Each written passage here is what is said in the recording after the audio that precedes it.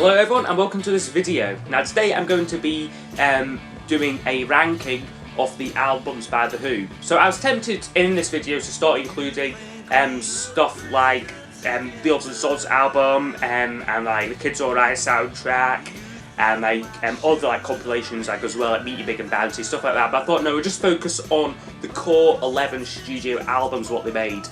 So they only made like 11 albums, like over about, I think about 41 years, so they weren't like the most productive band like in the world, but they did have some absolute classics in them, but then also some like slightly lesser albums as well. So in this video I will be just ranking them and my personal least favourite to what I consider their best album.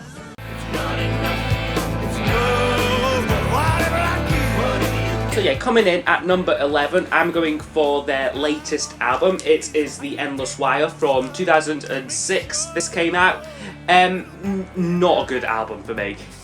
Basically, like, this came after about like a 24-year absence from like releasing studio material. Within that time, they've been like touring as like as a nostalgia act. Basically, there's nothing wrong with that. They were still fantastic live performers. But then after John Entwistle died in like 2001, 2002 sort of time, they decided to go back like in the studio to like Pete Townsend and Roger Daltrey and like make this album. And it kind of feels more like a Pete Townsend solo album because he does sing like most of like the songs in it, or like a vast bulk of them like anyway, and like his voice like was never like that great in like the 60s and 70s anyway. Here it is completely short. It is quite a difficult album to listen to sometimes, but like I was like going into this, like I was quite like, I was quite like looking forward to it, because you see side 3 there has, it's called Wire and Glass, a mini opera. They've never done one of those since A Quick One While He's Away back in 1966. So I had like quite high expectations of that, but it just wasn't that good. I mean, like it was like a good sort of concept of that, like a band sort of started up, then like having like a hit and like that sort of thing. But it just like it wasn't done very well for me. So yeah, like a rather inconsistent, slightly poor album overall. And like, I think it is telling as well that in like this like new lineup, like what they haven't tried to do like another studio album, probably because this one was so poorly received.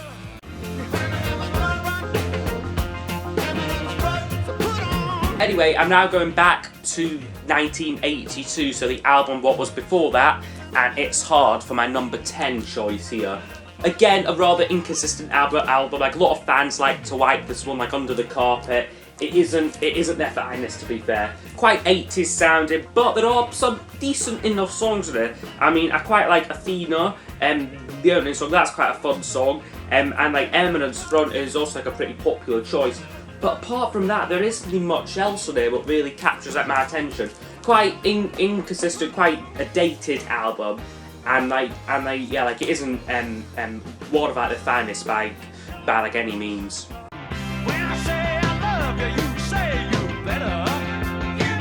So now at number 9, I'm going for the album directly before It's Hard. It's 1981's Face Dances album, and this just pips it like over It's Hard for me because it does have a couple of songs that I really like. You Bet was a hit for them, and like it's a really great song. And like the close, like Another Tricky Day is like a really like underrated song, like in my opinion. As far as that though, there isn't really much else like in like the middle what really captures like my attention too much. It is again like it's quite an inconsistent album. Does have those two great songs in it, but apart from that there isn't much else on here what like really captures like my attention. Very similar to It's Hard in that respect.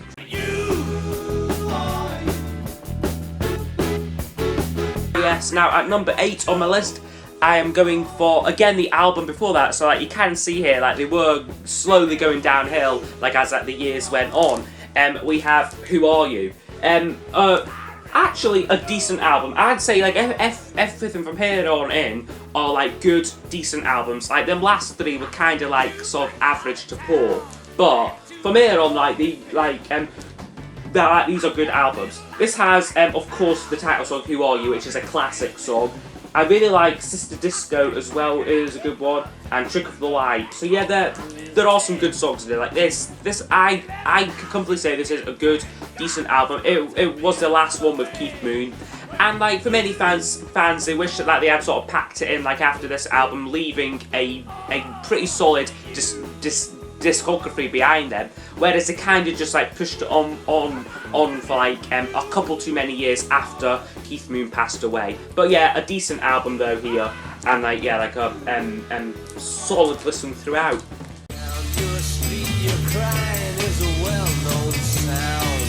So now we're going off like the track, off like the chronological like albums. I'm now going with the second album from 1966, a quick one for my number 7 pick. I really like this period for The Who. I think 1966 was like a great year for them. They had some cracking singles. I mean, Substitute is a fantastic song. I'm a Boy is amazing.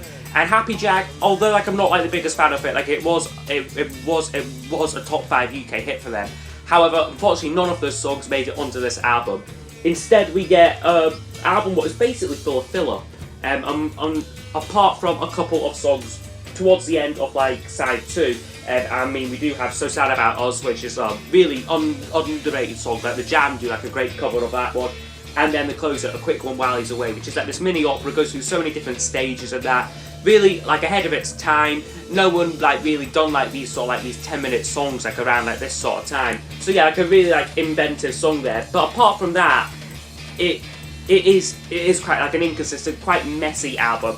I think that it's due to like the fact that like each like off like the band members was for some reason forced to write songs for this album. So that means that we get one song written by Roger Daltrey, which is See My Way, which is okay, 2 songs from John Entwistle, and then also 2 songs from Keith Moon. And it's those 2 for me, unfortunately, which let this album down. Plus like a cover song as well of like Heatwave, which is a pretty good cover, but rather inconsistent again. But fun album where like you're in like the mood for it. But overall, it like it isn't like one of like the best albums.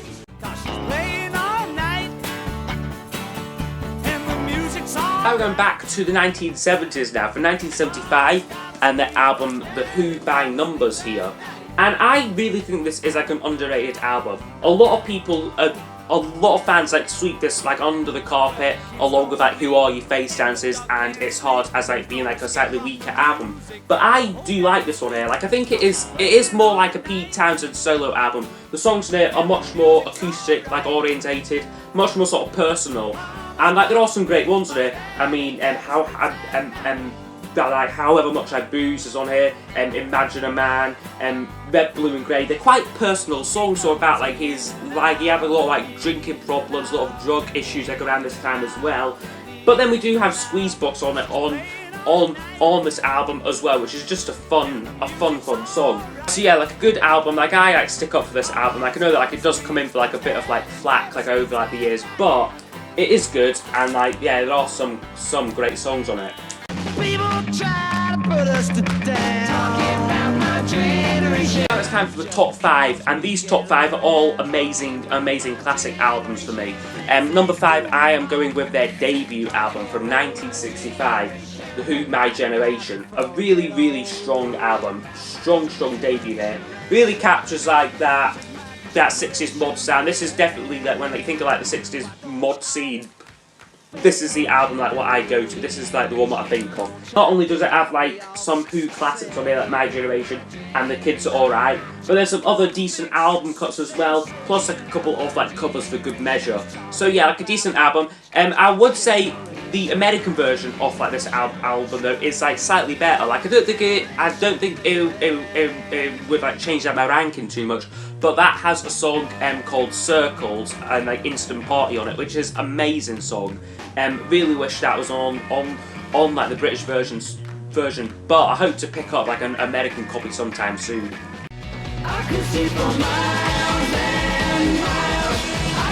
That's now at number 4 on my list. I'm going for The Who Sell Out here. A really fun album actually, kind of like underrated I could say as well. Kind of gets like overshadowed by like 3 albums what would come after this one.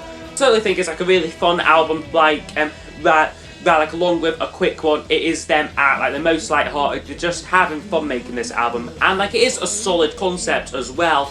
It's sort of like a celebration of like the pirate radio stations what would often like promote like the Who's music. So like you do get as well as like some great songs on it. You get like little adverts and that, and like little like radio jingles, like funny tracks like thrown in like here and there. So it is like when like you're in like the mood for like just like a bit of fun, this album is like just fantastic. It is really solid. It has I Can See for Miles on it, which is amazing.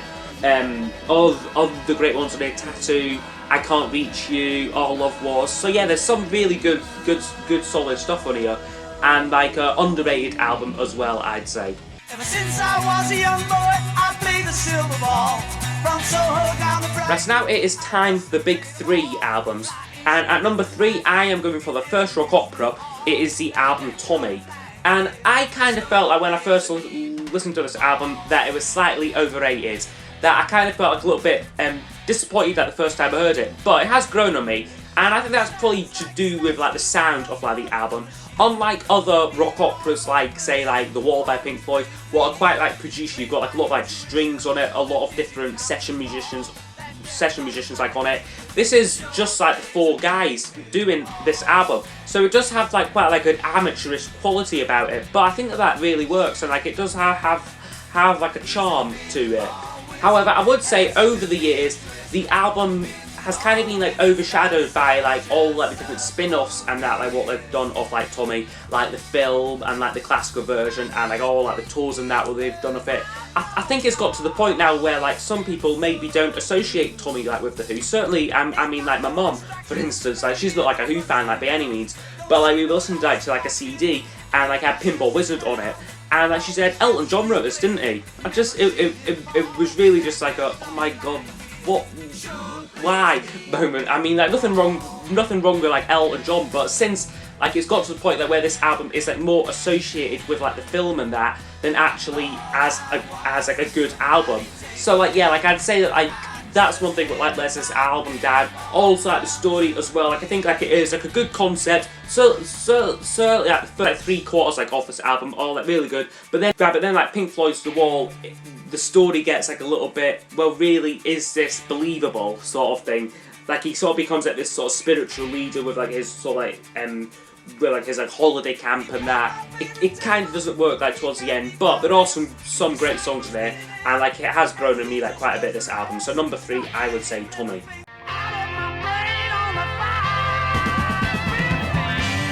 So now for my album at number 2, and I'm going for their second rock opera, and it is Quadrophenia, of course. I just think that this is like a stronger album than Tommy, because like the story is like a lot more believable. This is about like the mobs and that, so it is an album sort of to like the Who's fans, and like it's like quite like a relatable album, like in terms of like teenage angst and like frustration and that sort of coming through. Like I think it is like a really strong album. Yeah, like maybe like the story isn't thought out as much, but it does have like a lot of themes like running through it, and like musical themes as well as lyrical themes. And like, yeah, like I think it is like the Who's sort of masterpiece album, like in like many ways. It is quite produced. It is certainly like a lot more produced than Tommy. You've got like a lot of horns and that going on here, some strings and stuff. But I think it really works. So yeah, like a really strong album here in like Quadrophenia. We don't get fooled again. So now we are left at number 1 with what I would say is their finest album and one of the finest albums ever made. Who's Next here? This is my dead tatty old copy here. I believe it's like a reissue and that. This was the first Who. This was the first Who album like what I bought, and like I was just so blown away by it. Not only do we have like probably like the 2 most popular songs, Baba O'Reilly and Won't Get Fooled Again, bookending this album. We have so many great album cuts like in like the middle, Bargain, Love Ain't For Keeping, My Wife, probably one of John Entwistle's best song Is Over, Getting in Tune, Going Mobile, and Behind Blue Eyes. A really strong, solid album. And I think that this just goes to show that you don't need a big story, you don't need like a double album, like a grand sort of story like with all the songs sort of linked in and that to make a great album. These songs just stand up like on their own because they are just bloody great songs. So yeah, like a fantastic album, really one of the very best albums in like rock music, I would say. Certainly like if like I do like one of like my Desert Island Disc sort of thing, this is definitely like one of like my picks because it is just like the Who are like the very, very best, like the peak, like as a band. Right, so as we come to the end of like my Who album ranking, overall they made some terrific albums like over the years, and I could say that like my list it like kind of follows like the general consensus that like the latest stuff like maybe like isn't as good as like their late 60s like to early 70s output, but they did make some terrific albums. I mean like the top 5, the top 7 I'd say are all really, really strong, solid albums. So yeah, I hope you have enjoyed my list. I'd like to know like all of like you like rank this and rank these albums like in order. And like yeah, like I'll see you next time for like probably like another like review or like some video anyway. So yeah, I will see you all next time. Goodbye.